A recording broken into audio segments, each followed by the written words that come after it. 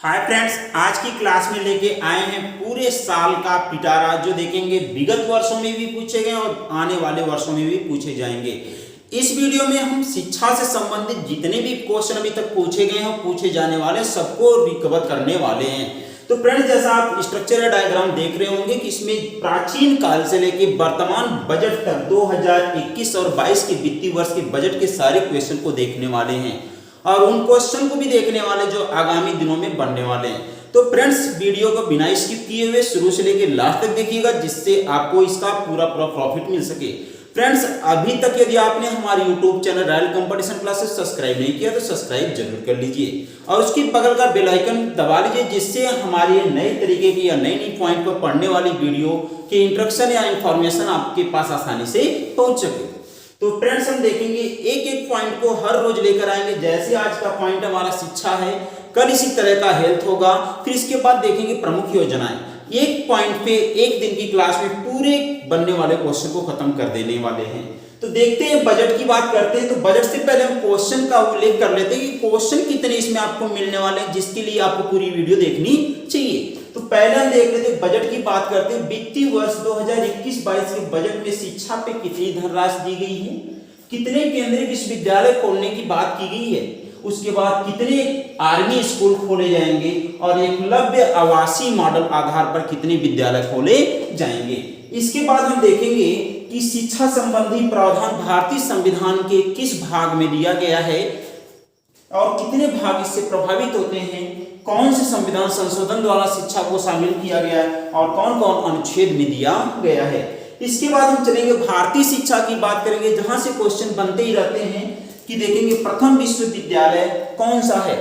विश्व का प्रथम विश्वविद्यालय अलग है, भारत का विश्वविद्यालय अलग है, तो दोनों स्तर पे देखेंगे। उसके बाद देखेंगे भारत का प्रथम केंद्रीय विश्वविद्यालय कौन सा है, बीएचयू की स्थापना कब हुई, केंद्रीय विश्वविद्यालय जो है इसकी स्थापना कब हुई, कहां पे हुई, किसके द्वारा की गई थी, पाश्चात्य शिक्षा का जनक भारत में किसे कहा जाता है और पाश्चात्य शिक्षा भारत में कब लागू की गई थी, इसके समर्थक भारत में कौन थे।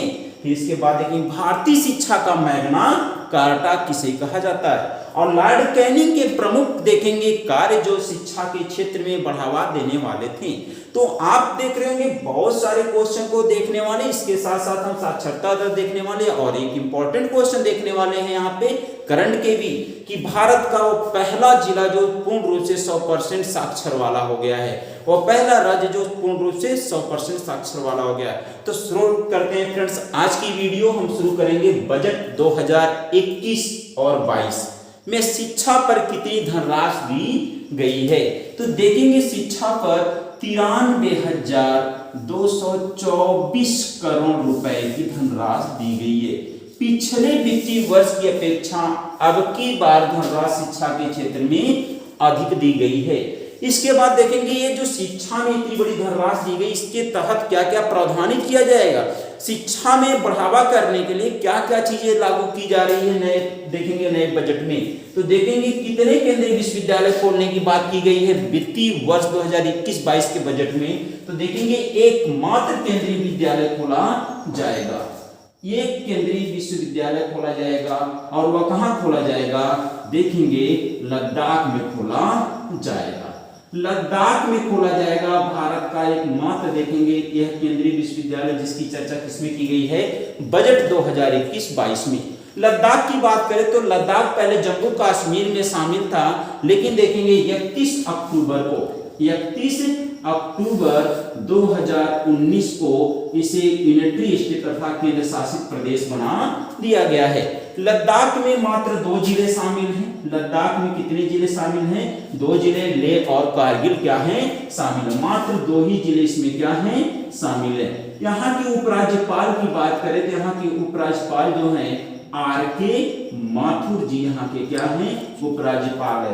राज्य लद्दाख की बात करते हैं तो लद्दाख में ही देख लेते हैं भारत का सबसे बड़ा नेशनल पार्क। भारत का सबसे बड़ा नेशनल पार्क कहाँ है, लद्दाख में है। कौन सा है, हेमिस नेशनल पार्क, या हेमिस नेशनल पार्क कहाँ है, लद्दाख में है। अब देखते हैं कितने स्कूल खोले जाएंगे और ये स्कूल कौन होंगे। तो आर्मी स्कूल होंगे। तो देखेंगे बजट 2021-22 में देखेंगे 100 आर्मी स्कूल खोले जाने की बात की गई है। लेकिन ये आर्मी स्कूल को देखेंगे रिस्पॉन्स कौन करेगा, एनजीओ अर्थात ये प्राइवेटीकरण मॉडल पे क्या किए जाएंगे, बनाए जाएंगे। शिक्षा में बढ़ावा देने के लिए 100 नए आर्मी स्कूल बनाए जाएंगे। एकलव्य आवासीय स्कूल कितने बनाए जाएंगे, तो 750 नए एकलव्य आवासीय स्कूल की बात की गई है बनाने की। बात कर लेते हैं एकलव्य आवासीय स्कूल क्या है। देखेंगे जनजातीय लोगों के लिए यह स्कूल विकसित किया जा रहा है। देखेंगे पहला एकलव्य आवासीय स्कूल जो खोला गया है ये कहाँ खोला गया है, आंध्र प्रदेश में खोला जा चुका है। तो देखेंगे भारतीय बजट 2021-22 में 750 एकलव्य स्कूल खोलने की बात की गई है। आर्मी 100 स्कूल खोले जाएंगे। मात्र केंद्रीय विश्वविद्यालय जो 20-21 और 22 के बजट में बात की गई है लद्दाख में खोला जाएगा। लद्दाख की स्थापना केंद्र शासित के रूप में 31 अक्टूबर 2019 को की गई, जिसके देखेंगे उपराज्यपाल वर्तमान समय में आर.के. माथुर जी है। अब हम बात करते हैं भारतीय शिक्षा की तरफ। क्वेश्चन खूब बनने वाले हैं, वीडियो को ध्यान पूर्वक देखिएगा और नोट करते चलिए, एक एक पॉइंट को नोट करते चलिए। शिक्षा की बात अगर हम करते हैं तो सबसे पहले हम देखते हैं शिक्षा के लिए सबसे पहले विश्वविद्यालय कौन है। तो अगर हम पहला विश्वविद्यालय की बात करें, पहला विश्वविद्यालय, तो पहला विश्वविद्यालय के तौर पे कौन सा विश्वविद्यालय बनाया गया था, तक्षशिला विश्वविद्यालय बनाया गया था। तक्षशिला विश्वविद्यालय, ये तक्षशिला विश्वविद्यालय देखेंगे भारत में स्थित नहीं, वर्तमान समय में पाकिस्तान के क्षेत्र में पड़ता है। तक्षशिला विश्वविद्यालय कहाँ पड़ता है, पाकिस्तान में पड़ता है। ये 700 ईसा पूर्व क्या किया गया था, इसका निर्माण किया गया था। लेकिन भारत में स्थित विश्व का पहला विश्वविद्यालय की बात करें तो भारत में स्थित विश्व का पहला विश्वविद्यालय जो है वह है नालंदा विश्वविद्यालय। नालंदा विश्वविद्यालय भारत में स्थित है और स्थित था। और ये देखेंगे नालंदा विश्वविद्यालय कहाँ पे पड़ता है, बिहार राज्य में पड़ता था। जहां आज बिहार है वहीं पर पहले देखेंगे पहले भारतीय विश्वविद्यालय की स्थापना हुई थी, नालंदा विश्वविद्यालय की। कब हुई थी, देखेंगे गुप्त काल में की गई थी।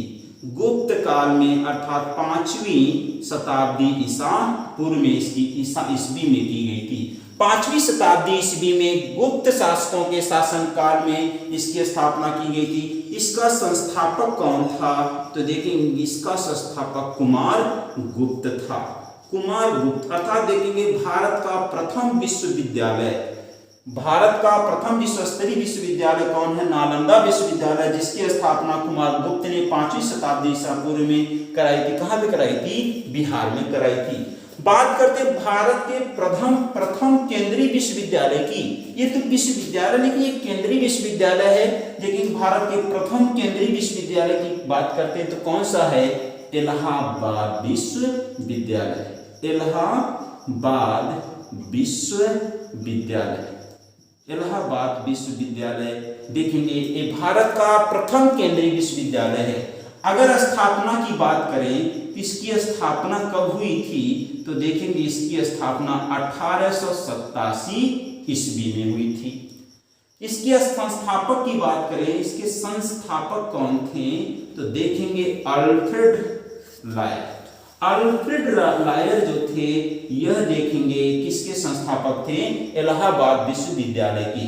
इलाहाबाद विश्वविद्यालय के वास्तुकार की बात करें, वास्तुकार की बात करें तो इलाहाबाद विश्वविद्यालय का वास्तुकार इमर्सन नामक एक अंग्रेज था। इमर्सन नाम का क्या था, एक अंग्रेज था। लेकिन अगर इसे देखेंगे इलाहाबाद विश्वविद्यालय को ही पूर्व का देखेंगे क्या कहा जाता है, ऑक्सफोर्ड कहा जाता है। इलाहाबाद विश्वविद्यालय को ही पूर्व का ऑक्सफोर्ड कहा जाता है। Oxford very very important point है। इलाहाबाद विश्वविद्यालय को ही पूर्व का ऑक्सफोर्ड कहा जाता है। लल्ला नोट कर लो, ये देखेंगे इतनी इंपॉर्टेंट पॉइंट है जहां से सीधे एग्जाम में क्वेश्चन पूछे जाते हैं। तो देखेंगे भारत का प्रथम केंद्रीय विश्वविद्यालय इलाहाबाद विश्वविद्यालय, जिसकी स्थापना 1887 ईस्वी में की गई। संस्थापक अल्फ्रेड लायर थे। वास्तुकार अर्थात इंजीनियर कौन थे? इमर्सन नामक अंग्रेज था। और इसे ही पूर्व का क्या कहा जाता है? ऑक्सफोर्ड। किसे? इलाहाबाद विश्वविद्यालय को।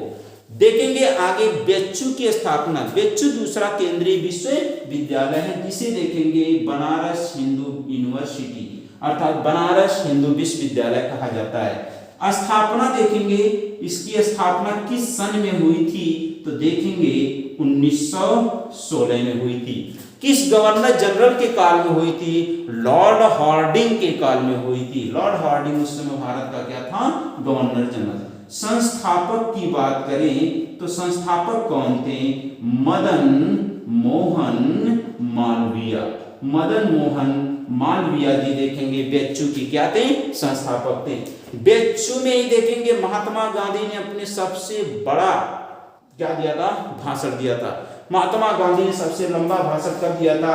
1916 के बेच्चू के संस्थापना दिवस पर ही दिया था सबसे बड़ा भाषण। पाश्चात्य शिक्षा का जनक कई बार पूछा गया है, किसे कहा जाता है? और ये पाश्चात्य शिक्षा भारत में लागू कब की गई थी? अगर पाश्चात्य शिक्षा की बात करते हैं तो पाश्चात्य शिक्षा का जनक जो होता है लॉर्ड मैकाले को कहा जाता है। लॉर्ड मैकाले जो था यह पाश्चात्य शिक्षा का क्या कहा जाता था? जनक कहा जाता था। लॉर्ड मैकाले को पाश्चात्य शिक्षा का जनक कहा जाता था। देखेंगे पाश्चात्य शिक्षा भारत में कब लागू की गई थी? तो देखेंगे 1835 में पाश्चात्य शिक्षा भारत में लागू की गई थी। भारत में पाश्चात्य शिक्षा का समर्थक कौन था? तो देखेंगे इसके समर्थक कौन थे? प्रमुख रूप से राजा राम मोहन राय। राजा राम मोहन राय देखेंगे भारत में पाश्चात्य शिक्षा के क्या थे? समर्थक थे। इनको राजा की उपाधि अकबर द्वितीय ने दी थी। अकबर द्वितीय ने इन्हें राजा की क्या दी थी? उपाधि दी थी। मैग्ना कार्टा ये देखेंगे एनटीपीसी वगैरह कहीं हर जगह पूछा जाता है। भारत में भारतीय शिक्षा का मैग्ना कार्टा किसे कहा जाता है? भारतीय शिक्षा का मैग्ना कार्टा किसे कहा जाता है? तो भारतीय शिक्षा का मैग्ना कार्टा देखेंगे Charles Wood dispatch. Charles Wood dispatch को भारतीय शिक्षा का क्या कहा जाता है? Magna carta. Charles Wood dispatch कब आया था? तो देखेंगे चार्ल्स वुड डिस्पैच कब आया था? तो 1854 में आया था। 1854 में गवर्नर जनरल कौन था? तो गवर्नर अगर हम जनरल की बात करते हैं, गवर्नर जनरल लॉर्ड डलहौजी था। कौन था? लॉर्ड डलहौजी था। लॉर्ड डलहौजी के समय में 1854 में चार्ल्स वुड डिस्पैच आया था, जिसे भारतीय शिक्षा का मैग्ना कार्टा कहा जाता है। डलहौजी की बात करें तो देखेंगे ये वही डलहौजी है जो भारत में देखेंगे रेलवे का क्या कहलाता है? संस्थापक कहलाता है। ये रेलवे का संस्थापक कहलाता। मुंबई से ठाणे तक पहले रेलवे चलती 34 किलोमीटर की दूरी तय करती है। और देखेंगे उस ट्रेन का नाम जो होता है ब्लैक ब्यूटी होता है। इसके बाद देखेंगे डाक व्यवस्था का संस्थापक भी कौन कहलाता है? लॉर्ड डलहौजी ही कहलाता है। हड़प नीति का जन्मदाता भी कौन कहलाता है? लॉर्ड डलहौजी कहलाता है। अब अगर चार्ल्स वुड डिस्पैच के अगर आगे हम चलते हैं तो देखेंगे दिया हुआ है लॉर्ड कैनिंग। लॉर्ड कैनिंग की क्या सहभागिता रही है भारतीय शिक्षा को बढ़ावा देने के लिए? तो लॉर्ड कैनिंग की अगर टाइम पीरियड की बात करें तो 1856 से 1861 तक भारत में गवर्नर जनरल के तौर पर कार्य करता है। 1856 से 1861 तक कार्य करता है। अगर देखेंगे यही जो होता है, अब इसके बारे में देख लेते हैं भारत में क्या कार्य करता है लॉर्ड कैनिंग। तो देखेंगे 3 विश्वविद्यालय खोलता है, 3 विश्वविद्यालय खोलता है। कौन कौन सा विश्वविद्यालय खोलता है ये लॉर्ड कैनिंग? तो पहला जो खोलता है वह कोलकाता विश्वविद्यालय। कोलकाता में विश्वविद्यालय खोलता है। फिर मुंबई में एक विश्वविद्यालय खोलता है और तीसरा कहाँ खोलता है? मद्रास में विश्वविद्यालय खोलता है। कौन खोलता है? Lord Canning. 3 विश्वविद्यालय कोलकाता, मुंबई और मद्रास विश्वविद्यालय की स्थापना कब करता है? देखेंगे 1857 में करता है। इसकी खोज स्थापना कब होती है? 1857 ईस्वी में 3 विश्वविद्यालय लॉर्ड कैनिंग के द्वारा स्थापित किए जाते हैं। पहला कोलकाता में, दूसरा मुंबई में, तीसरा मद्रास में। लॉर्ड कैनिंग के समय में ही 1856 में देखेंगे विधवा पुनर्विवाह अधिनियम एक्ट, विधवा पुनर्विवाह एक्ट क्या होता है? पारित होता है। किसके प्रयास से? किस भारतीय के प्रयास से? तो ईश्वर चंद्र विद्यासागर के प्रयास से देखेंगे भारत में 1856 में लॉर्ड कैनिंग के समय विधवा पुनर्विवाह एक्ट किया जाता है, लागू हो जाता है। अगर यहीं पर देखें, लॉर्ड कैनिंग को ही देखें तो लॉर्ड कैनिंग ही भारतीय दंड संहिता का क्या होता है? जन्मदाता होता है। भारतीय दंड संहिता का जन्मदाता कौन होता है? ये देखेंगे लॉर्ड कैनिंग। भारतीय दंड संहिता को ही आईपीसी कहा जाता है। इसी को आईपीसी, भारतीय आईपीसी अर्थात भारतीय दंड संहिता, इंडियन पैनल कोड या भारतीय दंड संहिता इसी को कहा जाता है, जिसका जन्मदाता कौन कहलाता है?